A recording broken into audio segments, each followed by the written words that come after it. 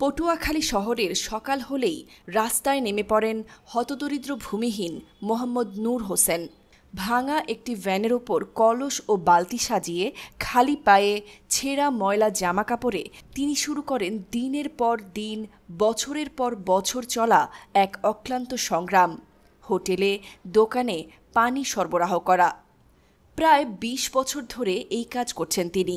সময়ের সঙ্গে সঙ্গে বদলেছে শহরের রূপ, গড়ে উঠেছে বড় বড় ভবন, এসেছেন নতুন লোকজন, কিন্তু বদলায়নি নূর হোসেনের জীবন। একমাত্র উপার্জনের পথ মানুষের দোকানে দোকানে পানি দিয়ে প্রতিটি কলস কিংবা বালতি বাবদ মাত্র ৫ টাকা করে আয়। নাম নূর হোসেন। এই পানি টাইনা সংসার চালাই। দুপুরে খাইতেও পারি, নাও খাইতে পারি, আইনা খাইতে। নূর হোসেনের সংসারে রয়েছেন স্ত্রী এবং ২ কন্যা।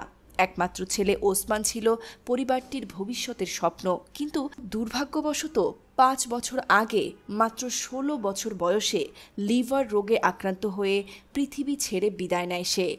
ছেলেকে হারিয়ে এখনও যেন দুঃস্বপ্নে দিন কাটে এই হতদরিদ্র পরিবারটির। নিজস্ব কোনো জমি নেই নূর হোসেনের। পৌর শহরের ৭ নং ওয়ার্ডের সরকারি খাস জমির ওপর টিনের তৈরি ছোট্ট একটি খুপড়ি ঘরেই তার বসবাস। ঝড় বৃষ্টিতে ছুঁয়ে পড়ে পানি, শীতে কাঁপে গা, কিন্তু আশ্রয় তো এটুকুই। দিনের শেষে ক্লান্ত শরীরটা বিছায় এই অনিরাপদ আশ্রয়ে। সকাল হইতে একেবারে এসার আয়োজন পর্যন্ত, সকাল হইতে পানি টাইনা ২০০-৩০০ টাকা পাই। আমি হোটেলে পানি দিয়ে দিই, ১০টা ৫টা দেয়।